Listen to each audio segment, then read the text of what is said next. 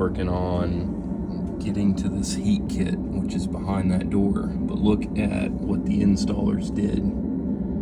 They screwed in the ductwork from inside. What I'm gonna do here is break them off.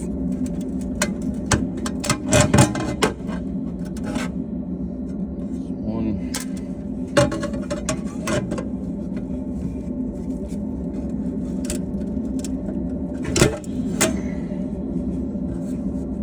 Should be wearing gloves when you do this.